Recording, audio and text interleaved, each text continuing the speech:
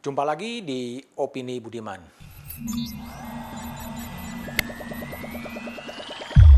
Paruh pertama di tahun 2021 boleh jadi menjadi masa-masa terindah bagi para koruptor. Terjadi obral besar-besaran, diskon besar-besaran terhadap vonis korupsi. Boleh jadi ini merupakan hadiah kemerdekaan bagi para koruptor di tengah peringatan kemerdekaan ke-76. Boleh jadi ini juga hadiah bagi para koruptor di tengah peringatan Hari Keadilan Internasional, World Day for International Justice 17 Juli 2021. Tapi pertanyaannya, keadilan untuk siapa? Kita lihat dua pelaku mafia peradilan, Jaksa Pinangki Sirna Malasari dan Joko Sugiarto Tjandra, dua-duanya mendapatkan diskon besar-besaran.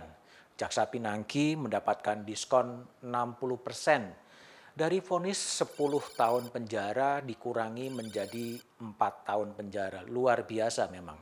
Begitu juga dengan Joko Sugiarto Tjandra. Dari vonis 4 tahun 6 bulan menjadi 3 tahun 6 bulan. Obral diskon besar-besaran vonis ini diberikan oleh Majelis Banding Pengadilan Tinggi DKI Jakarta. Hakim banding tentunya punya pertimbangan tersendiri mengapa harus diberikan sebuah diskon besar-besaran terhadap para koruptor. Atas nama independensi, atas nama kemerdekaan, kekuasaan, kehakiman, tentunya putusan dari hakim itu wajib dan pantas dihormati. Namun juga menjadi hak warga negara untuk berteriak, untuk mengekspresikan adanya ketidakadilan di sana, karena dalam kasus itu terjadi kerusakan yang luar biasa. Kasus mafia peradilan yang melibatkan Joko Tjandra, melibatkan Jaksa Pinangki telah merusak wibawa hukum Indonesia, merusak sikap mental aparat penegak hukum Indonesia. Praktek mafia peradilan yang sejak zaman Orde Baru diteriakkan itu berakar dalam sistem peradilan dan selalu dibantah terbukti ada persekongkolan antara buronan yang telah menghindari hukum di Indonesia selama 11 tahun, berada di luar negeri dan bisa keluar masuk Indonesia. Tanpa persekongkolan itu hampir tidak mungkin. Sangat wajar jika rasa keadilan publik kemudian tergoncang.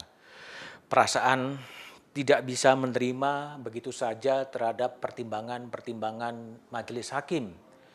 Yang juga kemudian agak mengejutkan sikap jaksa yang mengamini saja, tidak melakukan langkah kasasi, bahkan ketika eksekusinya pun terlambat. Ketika publik berteriak, baru kemudian dieksekusi, baru dilakukan karena alasan jaksa sibuk. Tren vonis ringan, tuntutan ringan juga sebenarnya terjadi dalam kasus bekas Menteri Sosial Juliari Batubara. Sebelumnya, Ketua KPK Firly Bahuri berteriak begitu keras, siapapun yang kemudian melakukan korupsi terkait dengan bencana tidak segan-segan akan dituntut hukuman mati. Tapi apa daya, perkataan di media berbeda dengan tuntutan di persidangan. Jaksa penuntut umum hanya menuntut 11 tahun penjara bagi Juliari. Sementara dua penyidik yang ikut memeriksa kasus Juliari justru dipersalahkan melanggar etik.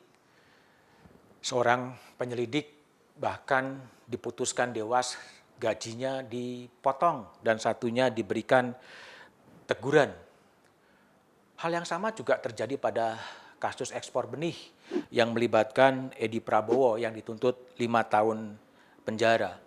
Vonis ringan atau diskon besar-besaran terhadap terpidana korupsi memang memunculkan tanya, apakah memang bangsa ini sangat serius memberantas korupsi?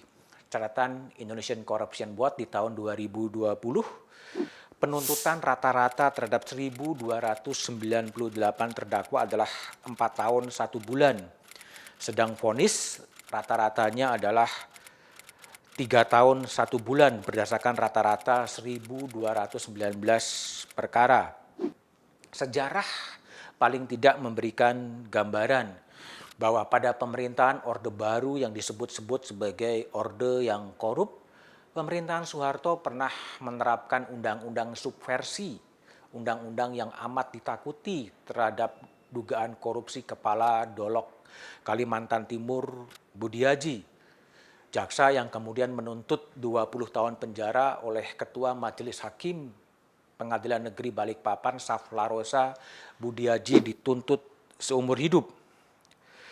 Tuntutan terberat seumur hidup memang pernah dijatuhkan pada era-era sebelumnya terhadap Akil Mochtar, juga dituntut seumur hidup dan juga dihukum seumur hidup. Akil dipersalahkan menerima suap saat menjadi Ketua Mahkamah Konstitusi. Begitu juga dengan Adrian Waworuntu yang juga divonis seumur hidup. Juga halnya dengan Jaksa Urip Trigunawan, sesama jaksa dengan Pinangki, dituntut hukuman 20 tahun penjara, meskipun setelah dijalani hanya 9 tahun penjara. Tren pelemahan korupsi bisa saja berkorelasi dengan semangat kebatinan dari bangsa ini. Upaya-upaya semangat untuk memberantas korupsi cenderung meredup seiring dengan melemahnya KPK pasca revisi undang-undang. Sejauh yang kita amati dan banyak diamati, pemberantasan korupsi terlalu terfokus kepada kerugian negara dan penyimpangan hukum yang ada. Padahal korupsi sesuai dengan asal katanya korupsio, berarti pembusukan.